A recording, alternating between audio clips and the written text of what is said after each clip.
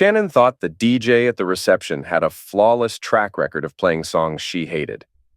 Though she hadn't wanted to attend the wedding, Robert's old college roommate was getting married, leaving her with no choice.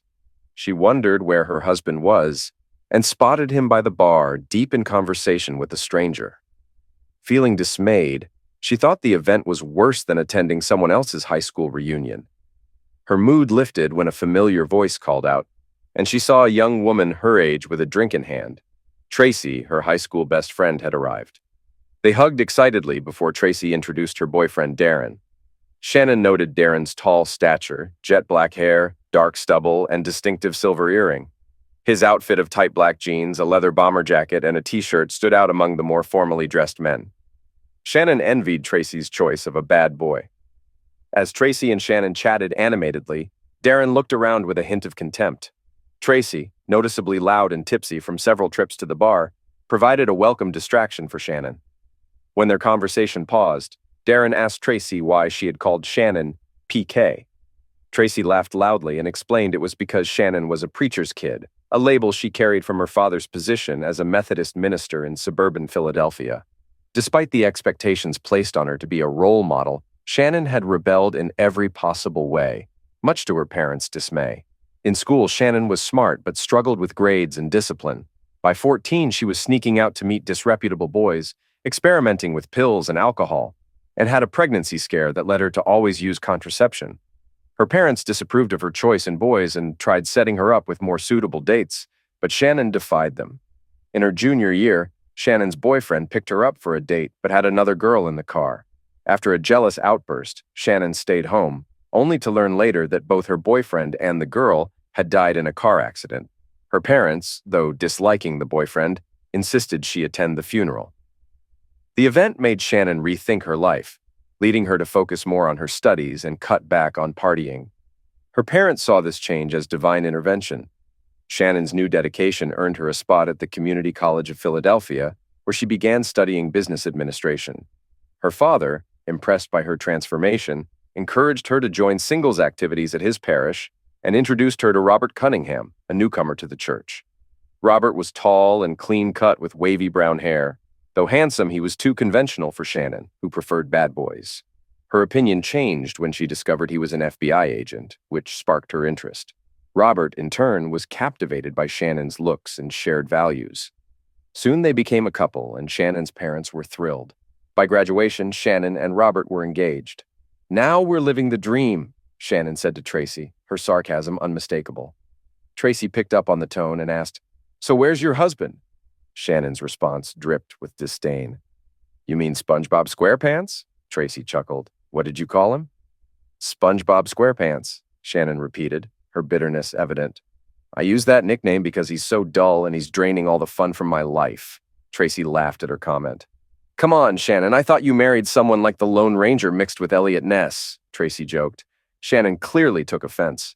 "More like I married a boring accountant," she retorted. "Actually, that's not even fair to accountants. I don't even know what he does for a living. He never discusses his job. When he comes home, all he wants to do is lounge around. There's no excitement or fun in my life anymore." Shannon was about to say more when she noticed Robert approaching. He had been on his cell phone and looked apologetic. Before he could speak, Shannon introduced him to Tracy and her date. Robert shook hands and then told Shannon that they needed to leave early because he was on call and had work issues.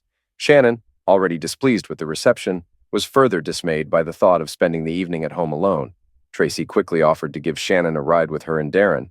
Robert, uncertain about Tracy and uneasy about Darren, hesitated but eventually agreed, instructing Shannon not to wait up. After Robert left to speak to the bride and groom, Shannon thanked Tracy and suggested getting another drink. Darren proposed leaving the dull reception for somewhere more exciting. Tracy agreed, and despite her initial hesitation, Shannon decided to join them. Outside, Shannon was surprised to see Darren and Tracy heading for a motorcycle. Excited, she asked if they could all fit. Tracy confirmed, and Darren dismissed the need for helmets, saying, "Helmets are for sissies." Darren mounted the motorcycle and watched as Shannon adjusted her skirt and climbed on behind him. Her actions seemed to excite him, and she felt a thrill at the thought of impressing this bad boy. Once Tracy was settled behind Shannon, Darren roared off, revving the engine and speeding away from the wedding. Shannon squealed, both thrilled and frightened, clinging to Darren as he turned sharply. His grin made her long for the excitement her husband lacked. Arriving at their destination, Shannon realized they had come to a dance club. The vibrant music and flashing lights quickly reminded her of her wilder days, and she nearly danced with joy as they entered. Tracy headed straight for the bar, eager for shots, but Darren pulled Shannon aside.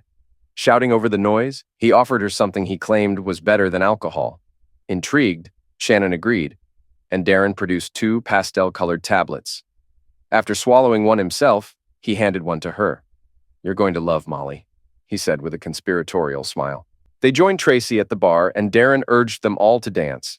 The 3 of them squeezed into the crowd and danced together. Shannon leaned in to ask Darren if Tracy liked Molly. Darren shook his head. Booze was Tracy's thing, and sure enough, Tracy soon returned with another shot glass. As Shannon danced, a warm, euphoric feeling took over her. The music, lights, and the closeness of Darren and Tracy created a unique sensation. Eventually, Tracy found a chair and passed out, which left Darren free to focus on Shannon. She felt euphoric and wished the night would last forever. Later, Darren picked up Tracy and carried her to his motorcycle. He propped her on the seat and gestured for Shannon to get on behind him. They rode, with Shannon feeling the wind and vibrations, until they reached an apartment building. Darren carried Tracy inside and laid her on the couch. Shannon followed, still swaying to the music in her head. Darren's intense gaze ignited her own desire, and without a word, he led her to the bedroom. They began kissing passionately and quickly fell onto the unmade bed. As Shannon began to feel exhausted, Darren increased his pace and thrust with greater intensity. Caught up in his urgency, she opened herself fully and felt an overwhelming pressure building inside her. Her body reached a peak, and she screamed in ecstasy, experiencing an orgasm unlike anything before. It felt as though the entire session had surged into a powerful wave that engulfed her. When she finally looked up, Darren was dressing. She propped herself on her elbows, groggy but awed, and asked how long they had been together. Darren smirked and checked his watch, revealing that it had been about 2 hours. Shocked, Shannon questioned the duration, and Darren's grin confirmed the influence of Molly. Exhausted, she remarked that she would never be the same. Realizing the time, Shannon asked what time it was, and gasped when Darren replied it was nearly 2 o'clock. Panicking, she quickly dressed while Darren waited. As they left the apartment, Shannon saw Tracy still passed out on the couch and felt a pang of guilt. The ride home, though only 15 minutes, felt interminable to Shannon. She struggled to think of an excuse for her late return. When they arrived, she scrambled off the bike, mumbled a hasty thank you to Darren, and watched as he drove away with a wave. As Shannon approached the house, her fear surged. She quietly unlocked the door, hoping Robert was asleep so she could slip into bed unnoticed and make up an excuse in the morning. To her relief, Robert was not in the bedroom. Grateful, she quickly undressed and hid her clothes in the laundry basket.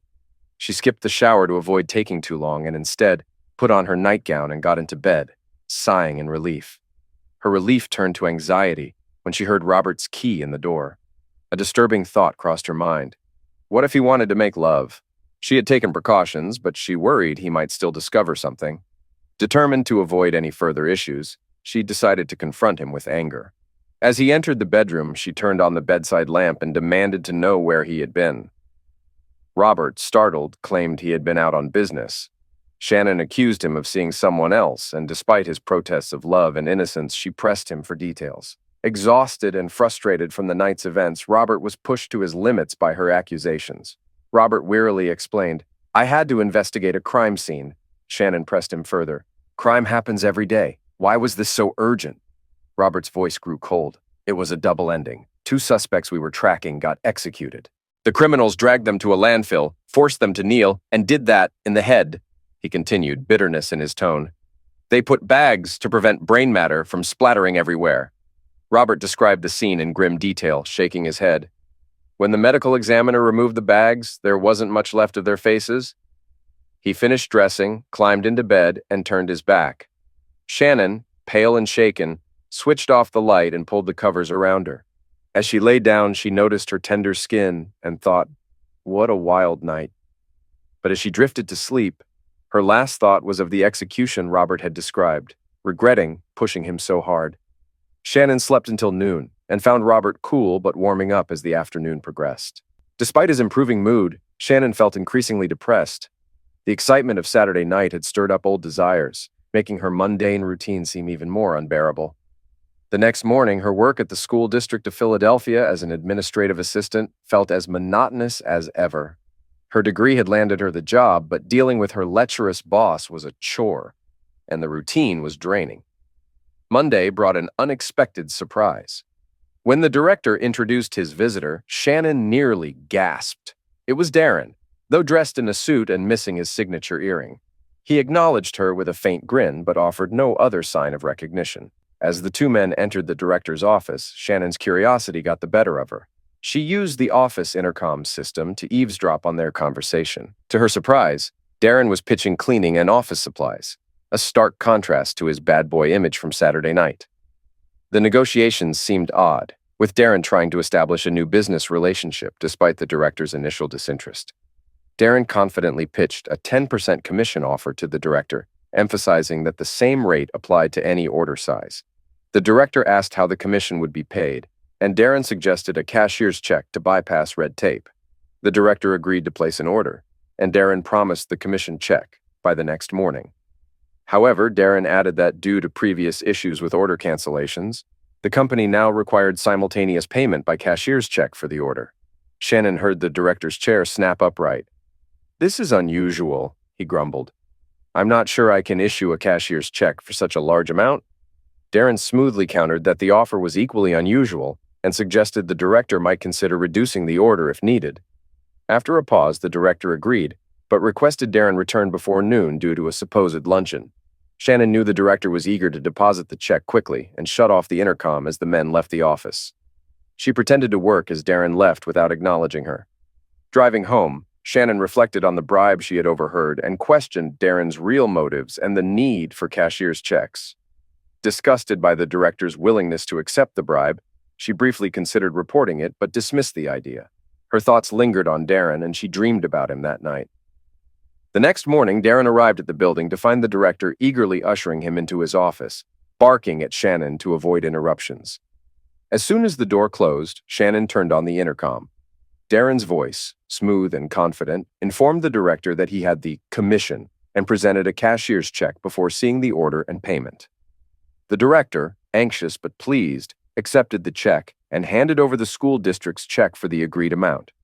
Darren assured him that their arrangement would be profitable and reminded him it would apply to future orders. The director mentioned a luncheon and left, prompting Shannon to take her own lunch break. Shannon hurried to her car, driving to the shabby apartments from Saturday night. She waited until she saw Darren arrive and then ran to catch him. Darren's initial surprise gave way to a wary look as he let her in. Inside, Shannon confronted Darren, revealing that she had overheard the bribery scheme and suspected he was a con man. Darren confirmed her suspicions, admitting the check he gave the director was fake, while the district's check was real and had already been cashed. Shannon asked about the consequences if the director tried to cash his check and discovered it was a fraud. His smirk grew even more arrogant. "The best part about this setup is that he's trapped no matter what. If he tries to report me, he has to admit he accepted a bribe. He probably won't do that until he's forced to explain the missing cleaning supplies. By that time, I'll be long gone." Then Darren's gaze became intense. "So, how much do you want to stay silent?" "I don't want your money," she replied calmly. He looked genuinely taken aback this time. "No? So, what do you want instead?" She fixed him with a steady stare. "I want you to take me with you." Her response clearly surprised him, and he paused for a moment, considering. Gradually, his expression softened, and his smile reappeared. "Are you really sure about this? Do you want to leave your loving husband, your cozy suburban home, and your steady 9-to-5 job?" he asked with mock incredulity. "Are you truly ready to give all that up to run away with me?" A fierce determination filled her face. "I feel like I've been searching for someone like you my entire life," she said with passion, and then she threw herself at him, kissing him deeply. His hands moved down. Shannon started to pant, but Darren pulled her hair, forcing her to look into his eyes. "I'm leaving town now. I'll be outside your house in an hour. If you're not ready, I'm leaving without you." "We're taking your motorcycle?" she asked. "No, a car. Sometimes you leave your toys behind." "What about Stacy?" "Like I said, you have to leave your toys behind. Be outside by 1:30 or I'll leave you too." Shannon kissed him and rushed out. She drove to the bank, withdrew money, and hurried home. She packed a suitcase and a makeup bag with essentials, then left a note saying sorry and her wedding ring on the kitchen counter. Sitting on the porch, doubt gnawed at her. This was the craziest thing she had ever done, but when a nondescript sedan arrived, she ran to it, leaving the apartment door unlocked. She threw her bags in the back and got into the passenger seat as Darren drove away. As they left, Shannon thought of Robert and felt a pang of guilt. She knew this would hurt him, and she also worried about her parents' disappointment. But she resolved, "It's my life, and I'm taking control." The next few months passed in a blur for Shannon. Darren drove them south to Wilmington, where they settled into a cheap motel, living a life of smoky nightclubs, pills-induced haze, and spontaneous act. They lived entirely on impulse, embracing a carefree existence with no responsibilities or accountability. Shannon relished the freedom, enjoying long sleeps after partying all night and escaping her past. Although she occasionally thought of her parents and Robert, she dismissed these thoughts, telling herself, "That was then. This is now." One afternoon, Darren woke her with an unexpected request. "We're low on money," he said. "You need to get a job." Shannon, still groggy, asked, "What kind of job?" "You're becoming a legal secretary," Darren replied. "But I don't know anything about legal work." "You'll learn," he said. "But first, we need to shop." That afternoon, they visited Nordstrom's at Christiana Mall. While Shannon browsed the women's department, she saw Darren a few aisles away. She selected a black Alexander Wang pencil skirt, tried it on, and then left it slightly askew on the rack. Next, she found a white blouse, tried it on, and returned it similarly. In the shoe department, she bought a pair of $300 black high-heeled pumps with cash. Afterward, she relaxed in the food court, where Darren soon joined her with a bag from Champ Sports. "Did you get everything?" Shannon asked anxiously. When Darren nodded, she asked, "Shouldn't we leave?" "Nah," he said dismissively. "We're clear." "How can you be sure?" she pressed. "Simple," he replied. "Stores aren't looking for a man to shoplift women's clothes. Someone might have seen you browsing, but they don't pay much attention to a guy in the women's department." "Then why did I have to buy those expensive shoes?" she asked, still uneasy. "3 reasons," Darren explained. "First, shoes are hard to swipe because staff keep a close eye. Second, expensive footwear often has ID chips that need disabling. And third, if anyone was suspicious, they'd forget the moment you made a purchase. A shoplifter wouldn't buy anything, especially something that costly." Despite his reassurances, Shannon was relieved when they returned to the motel. Darren turned on the Weather Channel, then said, "Looks like tomorrow's good for hunting pigeons. Here's the plan." Shannon was unhappy about becoming part of Darren's con game. She had no choice, so the next day she nervously headed toward DuPont Park, dressed in the clothes Darren had shoplifted. She hoped to pass as the secretary she was supposed to be. She spotted Darren across the street, half a block ahead. At the park, he gave a subtle signal, directing her to a man sitting on a bench near the fountain. The man, in his late 60s with thinning gray hair and an older suit, was her target. Taking a deep breath, Shannon approached him. "Sir, excuse me, sir, I think you dropped this," she said, holding up an oversized, unmarked envelope. The man glanced at Shannon, taking in both the envelope she held and her appearance. Darren knew what he was doing, Shannon thought approvingly. "No, that doesn't belong to me," he said with a smile. "Are you sure?" Shannon asked, noting it was under the bench where he sat. He shook his head again. "No, it's not mine, but thank you." Shannon sat beside him, noticing his gaze on the slit in her skirt. "What should we do about this envelope? It feels heavy." She handed it to him, and he weighed it before returning it. "Maybe there's an address inside," Shannon suggested, meeting his gaze. "That's a good idea," he said, clearly enjoying her company. When Shannon opened the envelope, she gasped. "Oh my gosh, it's filled with money!" She handed it back to him, and he was visibly shocked. "How much is in there?" she asked.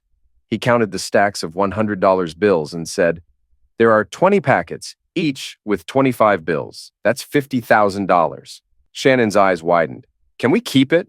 There's no name or indication of ownership. That's $25,000 each." He hesitated but was tempted. "We should report it to the authorities just in case someone lost it. But if no one claims it, maybe we can keep it." Shannon had an idea. Her boss, an attorney working in the building across the street, could provide guidance. She called him and, after a brief conversation, told the man her boss was on his way and pointed out Darren, who arrived in a dark blue suit with a briefcase. Darren examined the envelope and identified it as pills money, explaining that something had gone wrong with a payoff. He said they would need to notify the police, but once the formalities were complete, the money would belong to them. Excited, Shannon hugged the older man, who returned the embrace. Darren then mentioned a complication.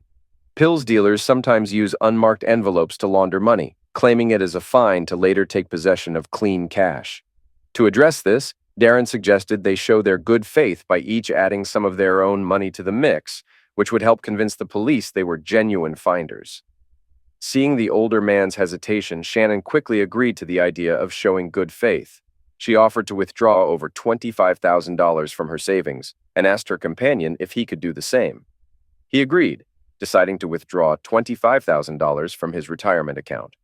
Darren instructed them to withdraw the money, place it in envelopes with receipts, and return quickly. Excited, Shannon and her new friend went to their banks. When they returned, Darren added their envelopes to the $50,000 they had found, sealed it, and remarked that this would prove the money hadn't been tampered with. He then claimed the police were delayed due to an accident and suggested they store the money in a safer place until the detectives arrived. He directed the older man to place the money in his car's trunk and assured them he would inform the police of its location. The three walked across the street and into the garage, with the older man leading the way to his Chevrolet. As they approached the car, Shannon dropped her phone and made a show of picking it up, catching the older man staring at her. She handed him the phone while Darren switched the envelope with the money for a similar one from his briefcase. Darren then placed the new envelope in the car's trunk, slammed it shut, and asked the older man to relock the car.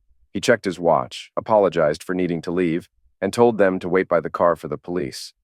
As Darren hurried away, Shannon engaged the older man in conversation about what he planned to do with the money. She then excused herself to use the bathroom, gave him a kiss on the cheek, and left for the lobby.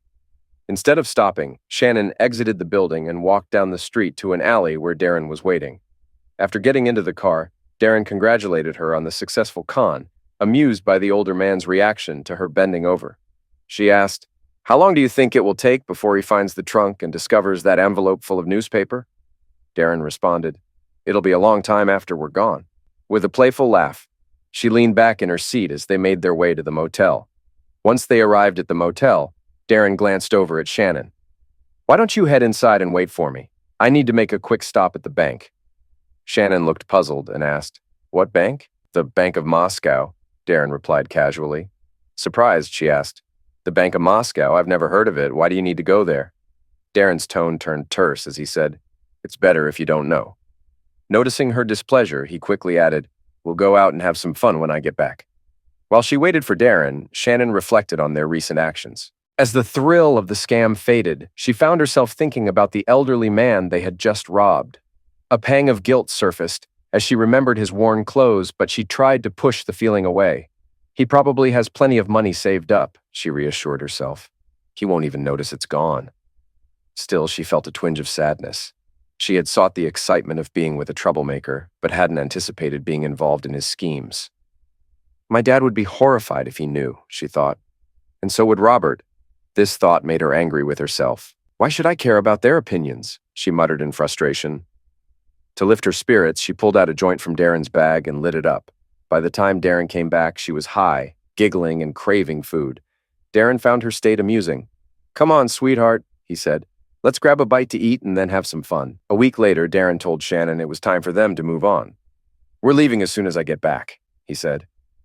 When she asked about his destination, he only mentioned a business meeting. After Darren returned, they quickly packed their bags into their unremarkable car. Darren paid their bill at the motel office, then got behind the wheel and drove north on I-95. Shannon asked if they were returning to Philadelphia, but Darren informed her they were headed to Newark instead for a significant business opportunity. Darren explained that Newark's troubled education system, which had been state-run since 1995 due to corruption and underfunding, was now attracting substantial donations for quick fixes. The current initiative involved distributing computers to students.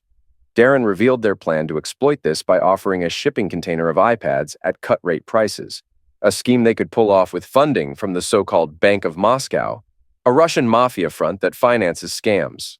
The mafia benefits by making money without taking on direct risk. If the con fails or borrowers are arrested, the responsibility for repayment falls on the borrower's family.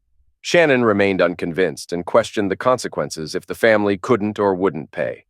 Darren warned her about the severe repercussions from the Bank of Moscow, which always collects on its loans. She inquired about the source of the shipping container of iPads, and Darren explained that it was hijacked. The plan involved the Bank of Moscow lending the iPads and seed money, taking half of the proceeds from the con. Despite Shannon's concern about the risk, Darren emphasized the potential $2 million profit from selling the iPads at half price. They would split $4 million with the bank. Shannon was skeptical about conning the school board into buying stolen merchandise. Darren assured her that their contact, Gordon Sesterman, head of Newark's Future Today Foundation, was politically ambitious and not very discerning about campaign funds. He then revealed that Shannon would be the one executing the con, with Darren coaching her through the process. The day after checking into a budget motel near Newark Airport, Darren and Shannon went to Manhattan for a shopping spree. They returned with a new wardrobe for Shannon, including lingerie from Agent Provocateur, an Armani suit from Saks Fifth Avenue, and Burberry ankle boots. Shannon paid cash only for the boots. That evening, Darren reviewed Shannon's role and how to handle potential questions from Gordon Sesterman. He had already arranged the meeting introducing Shannon as Miss April Johnson, Vice President of Sales for Global Resources. Darren reassured her that focusing on the rewards would convince Sesterman of the offer's legitimacy. Shannon spent a restless night, anxious about both the role and her involvement in Darren's schemes. The next morning, she was too nervous to eat but felt better once dressed in her suit and boots. Darren reminded her to use her charm to her advantage. At Sesterman's office, Shannon presented her pitch about offering 10,000 iPads at half price. Despite her doubts about the story, she noticed that Sesterman seemed more focused on her appearance than her words. She tested this by crossing and uncrossing her legs, and Sesterman watched intently. As Shannon saw Sesterman's reaction, her confidence grew. She shifted focus from the deal to praising the foundation's work and Sesterman's role, highlighting the political benefits of acquiring the tablets. She suggested that such a move could significantly boost his public image and open doors for a mayoral campaign. Leaning toward him, her jacket gaped to reveal glimpses of her bra, which seemed to further captivate him. Shannon continued smoothly, offering seed money for a campaign, proposing 1% of the retail value as a commission, $80,000. Sesterman's eyes widened at the figure, but he needed more time to consider. Shannon acknowledged his need for time, but hinted at other potential buyers, emphasizing the importance of quick turnover. Sesterman agreed to a follow-up meeting the next day. Shannon left his office with a confident sway in her hips, eager to share her success with Darren. She excitedly described the positive response she received, and Darren was thrilled, seeing the potential for a $2 million payout and the freedom it would bring. In his intense passion, Darren pulled her close and kissed her deeply. Almost immediately, her excitement shifted to pure desire, and they hurriedly removed their clothes, collapsing onto the disheveled bed in a frenzy of lust. As he entered her, he taunted, "Are you missing your old life now? Do you wish you were back with SpongeBob?" Holding him tightly, she cried out in pleasure, "Forget about him and everyone else. This is what I want. Just give it to me, right now." The next day, when Shannon came back for her follow-up appointment, she was dressed in another outfit she had stolen. Although it was still business appropriate, it featured a shorter skirt and a blouse with a plunging neckline. She walked confidently into Sesterman's office, and his initial reaction only boosted her confidence. "Miss Johnson, I've reviewed your company's proposal thoroughly, and I find it very intriguing," he said. She thought to herself, "He's hooked," as she tried to hide her satisfaction. Sesterman continued, "However, during my investigation, I stumbled upon an interesting case that I'd like to discuss with you. About 9 months ago, the Philadelphia school system placed a large order for cleaning supplies from a new vendor. When the supplies never arrived, an inquiry was launched. It turns out that the head of purchasing admitted to accepting a bribe from the fake supplier." Fear replaced Shannon's earlier excitement as she thought, "Oh no, he knows about us. The police must be outside, ready to arrest me." Her heart raced, and sweat began to bead down her sides. It took all her willpower not to flee. "But what really caught my interest," Sesterman continued, "was that the bribe the purchasing director received was a cashier's check. Ironically, that cashier's check was just as fraudulent as the supply contract." Shannon felt dizzy, wondering if she might faint. Sesterman smiled and said he'd accept the proposal, but with 3 conditions. Shannon was confused and relieved, wondering if she was actually getting the deal. Sesterman continued with his conditions. First, the campaign contribution must be $80,000 in cash, delivered with the merchandise. Shannon was troubled by how they would manage that. Second, he needed to see all 10,000 iPads before buying. Finally, Sesterman demanded a night at the Meadowlands Hilton with him. Shocked, Shannon struggled to stay composed. She told Sesterman she needed to discuss this with her colleagues and left. Sesterman reminded her to decide quickly, as his offer was time-sensitive. Shannon was furious but said nothing more. When she arrived back at the motel, Darren could instantly see her frustration. Before she could even explain, he jumped in with, "What happened? What went wrong?" Upon hearing about Sesterman's demand for cash, Darren didn't view it as a major obstacle. "I didn't see that coming, but it's manageable. I'll talk to the Russians and figure something out." Similarly, Darren wasn't deterred by Sesterman's request to inspect the merchandise. "The Russians have the container at Port Newark. I'll arrange a special viewing for Sesterman when I discuss the $80,000 with them. This can work in our favor, Shannon. Everything will be fine." Shannon's frustration grew with each passing moment. "No, it won't," she yelled, "because I am not going to sleep with that jerk." Darren was shocked by her reaction. "That's his third condition?" he asked. "He wants to sleep with you? This is perfect. He's interested. We've got him hooked." Shannon was stunned by his attitude. "I'm not a hoe," she argued.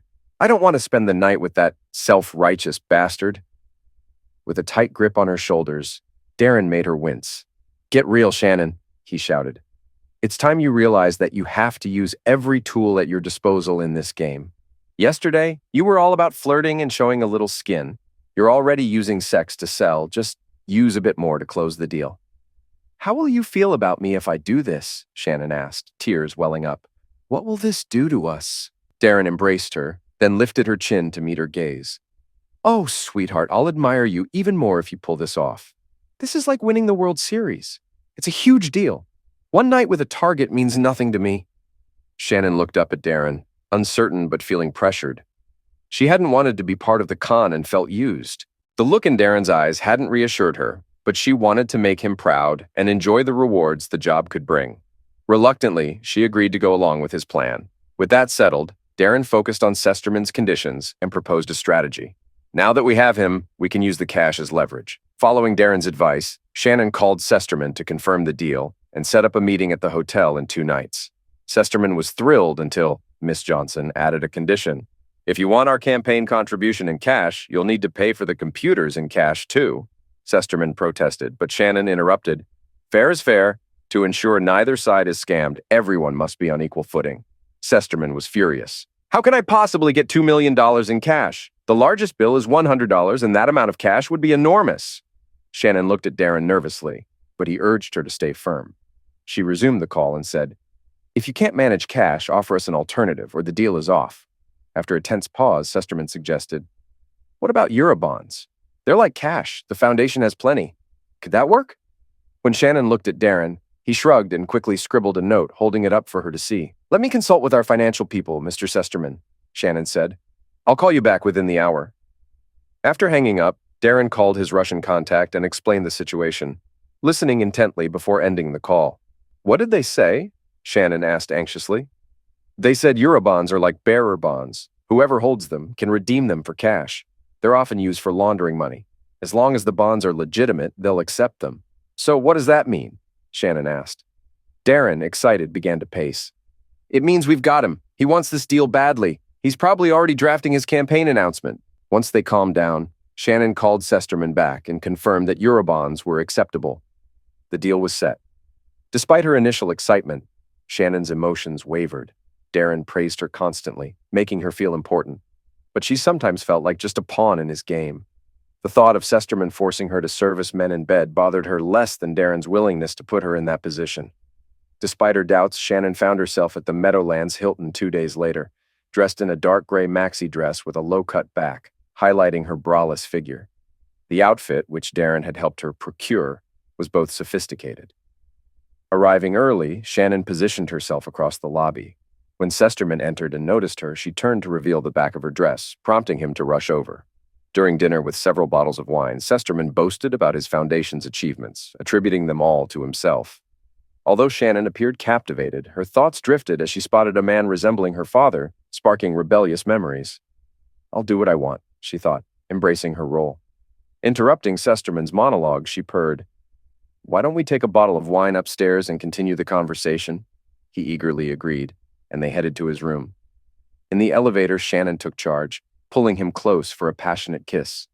In the room, she took swigs from the wine bottle, then seductively removed her dress to reveal only her pumps and a black thong. She then guided Sesterman's head between her legs, commanding him to eat me. After several minutes, she pulled him up for another kiss and ordered, "Now, take your clothes off." When she woke up the next morning, sunlight was pouring in through the windows.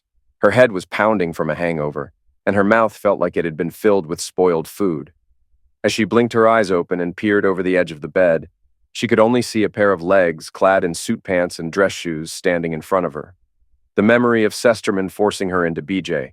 Trying to hide her revulsion, she grabbed the bedsheet to clean his semen from her face while he fastened his pants. Afterward, he plopped down in a nearby chair and said bluntly, "Let's get down to business." It was obvious to Shannon that the calm demeanor he had shown the night before had vanished by morning. "This is how it's going to work," he stated sharply. "You need to be at my office at 5 p.m. today with the $80,000 in cash, carried in a briefcase. Come alone. Bring no one with you or the deal is off. I'll have the Eurobonds ready. You count the money while I verify the bonds to make sure everything is legitimate." Sesterman outlined the plan. They would drive to a storage locker he rented, each with a heavy-duty padlock. They'd lock up the money so neither could tamper with it, then inspect the iPads at the terminal. After confirming the merchandise, they'd return to the locker and collect their money. He warned her to avoid tricks and made a crude remark before leaving. Back at the motel, Darren eagerly asked about the meeting, particularly the details of Sesterman's demands.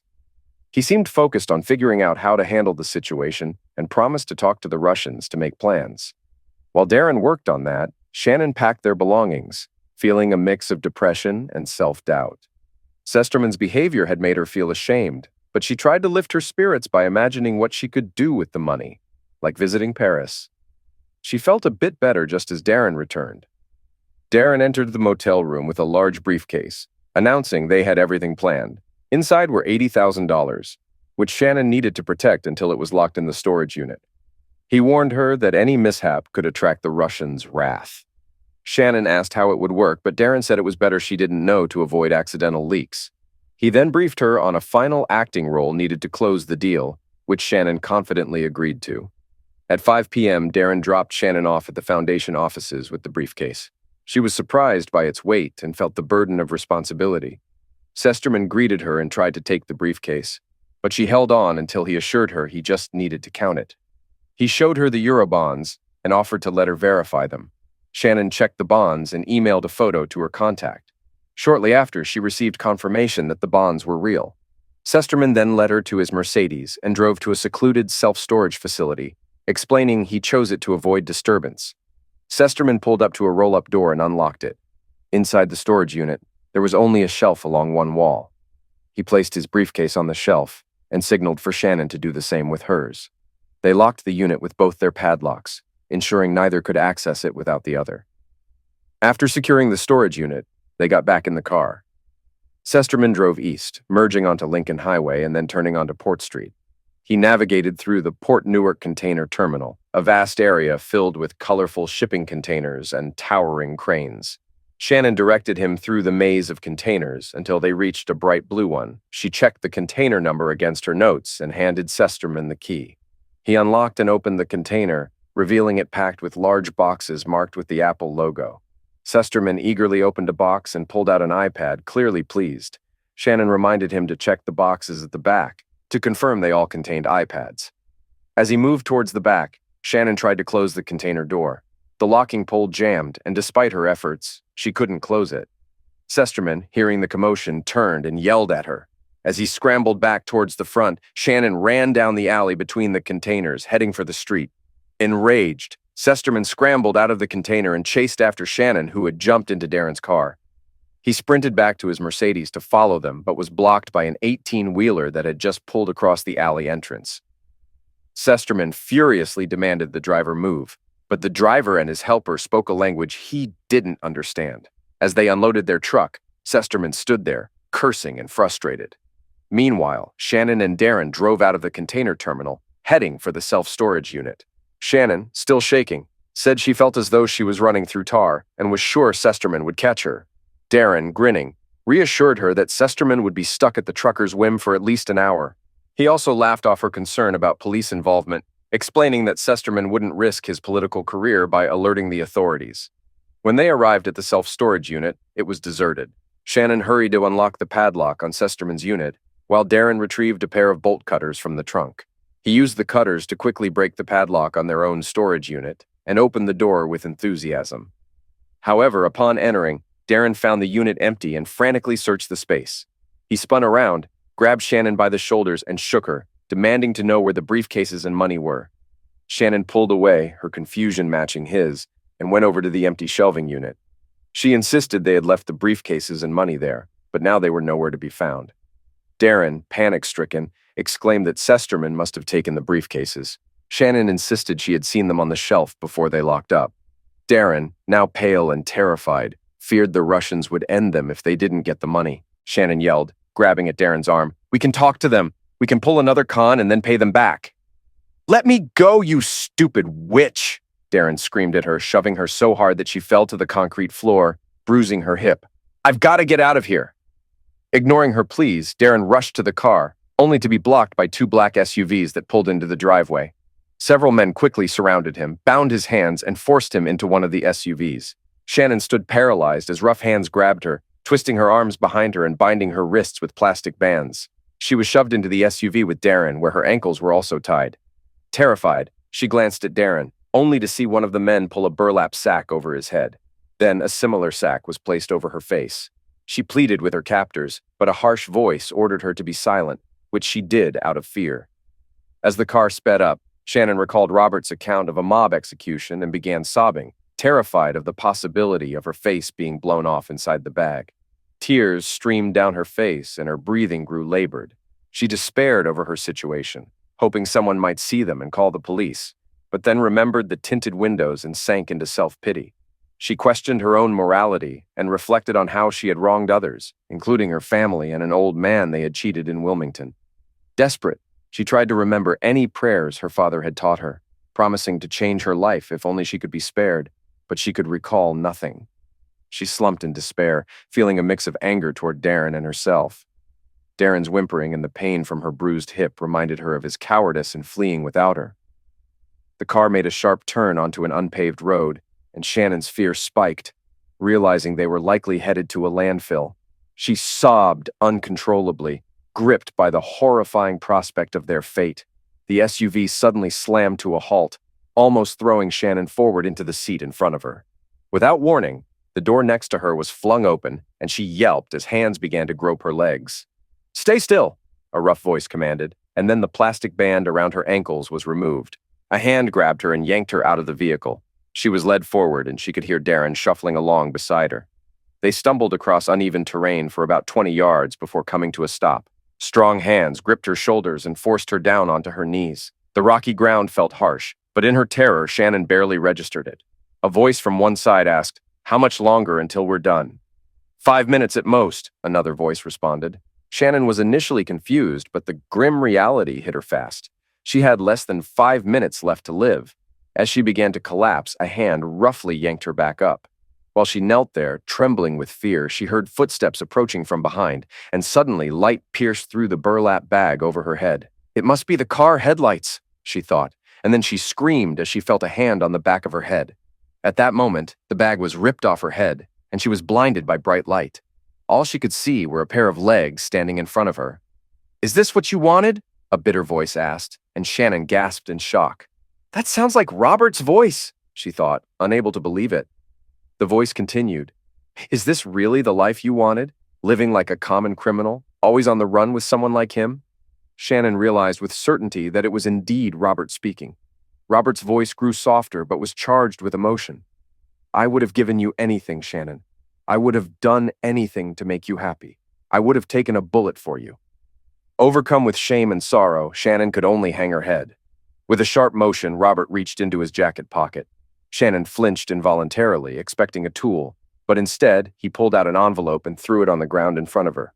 "Since you wanted it so badly, here are your divorce papers," he said with a bitter tone. He glared at her for a moment, then lifted his gaze to scan the others. "I'm finished here. You can take over from now," he said, turning his back on the kneeling pair as he walked away. One of the figures standing outside the pool of light spoke up. "All right, everyone, the show's over. Let's get back to our duties." Shannon and Darren were yanked to their feet. With their hands still bound behind them, they were led to the SUV and pushed into the back seat. Someone tossed the envelope into Shannon's lap. Within minutes, they were driving southeast on the highway. Darren was the first to regain his composure and demanded angrily, "What the hell was that all about?" The person sitting in the front passenger seat turned around, revealing an attractive African-American woman. "That was just a little professional courtesy for a fellow FBI agent who wanted to confront his ex-wife," she explained. "We thought we'd add some drama for effect." "The FBI?" Darren sneered. "I should have guessed. How long have you been chasing us?" The agent laughed. "You two are small-time players. We weren't even targeting you. We used you to catch the real criminals, the mafia. We rounded them all up this afternoon." Understanding dawned on Darren, and he snapped, "So you were the ones who took the money from the storage locker?" The woman just smiled. "Of course we did. It's evidence, after all." Darren shot her a look of pure hatred. "You freaking bastards," he swore. The agent shot back, "You idiot, you should be grateful. If we hadn't made the arrests, your Russian pals would have ended both of you as soon as you got the money from the locker. We've been watching you and them for a while. We heard their plan." Shannon gasped, and Darren's bravado disappeared. After a pause, Shannon asked quietly, "Where are we headed now?" For the first time, the agent looked directly at her. "We're going to Essex County Jail," she said. "What did you expect?" Shannon let her head droop to her chest, and the agent glanced back and forth between the two in the back seat. After a moment, she looked at Shannon with a puzzled expression and asked, "Why would you leave Robert Cunningham for this loser?" Unable to meet the agent's gaze, Shannon mumbled, "I guess I've always been drawn to bad boys." With contempt, the agent responded, "What bad boy? You mean this pathetic guy who's wet his pants?" Looking over, Shannon noticed that Darren's jeans were drenched. When he saw her glance, he turned away to stare out the window. The driver cursed under his breath. "He wet himself?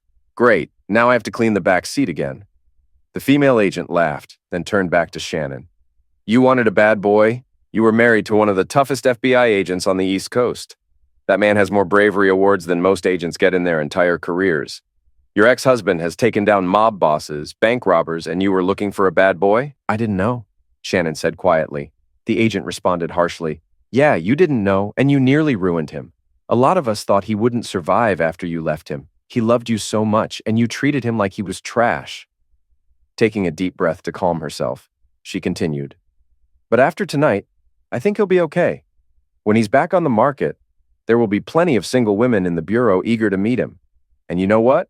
I might just be one of them." The driver teased, "Damn, Alice, I thought you were interested in me." Alice laughed and playfully nudged his shoulder. "Shut up, Ray. You know your wife would end you if she heard you say that." Before any more could be said, the driver announced, "We're here," and took a sharp turn into the Essex County Correctional Facility's admitting area. Shannon and Darren were escorted into the building and down a corridor. As they walked down the brightly lit hallway, Alice took Shannon's arm and guided her to the right, away from Darren. They reached an empty holding cell, and after directing Shannon inside, Alice slammed the door shut and walked away. Shannon collapsed onto the cot that was chained to the wall, trying to make sense of everything that had happened. The intense experiences, from the adrenaline of the sting on Sesterman to the fear of impending death, from the relief of surviving to the humiliation of Robert's confrontation, had left her emotionally drained. Feeling relief at being separated from Darren, she thought about how he had tried to save himself at her expense. "Even if he hadn't tried to ditch me," she mused, "his Russian friends would have ended us anyway. What was I thinking, considering running away with someone like him?" she scolded herself. Her mind then wandered back to what the female FBI agent had said about Robert. She sees him as a hero, Shannon realized. She even thinks he's attractive. A loud noise from somewhere in the building made her glance up. The sight of the barred door reminded her of the grim reality she faced. The idea of spending years in prison was overwhelming, and she knew she had only herself to blame. Just then, the female agent appeared at the cell door. She unlocked it and motioned for Shannon to follow. "Let's go," she said, guiding Shannon down a hallway that led to a door. As it opened, the cool night air hit Shannon's face. They had reached the parking lot, and a car was waiting with its engine running. Shannon stared at the agent, puzzled. "What's going on?" Without a word, the agent directed her toward the waiting car. As the door opened, a figure she recognized stepped out. "Daddy?" she exclaimed, unable to believe her eyes. Rushing to him, she wrapped her arms around him and began crying into his coat.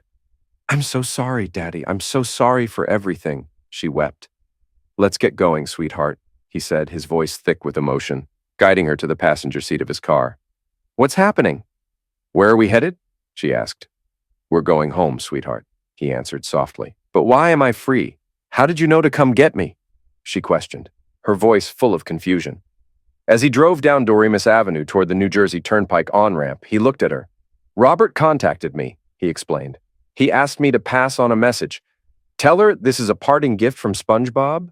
A sharp gasp escaped Shannon, and she started crying again. She was torn between seeing her unexpected freedom as a gesture of mercy from Robert or as a cruel punishment.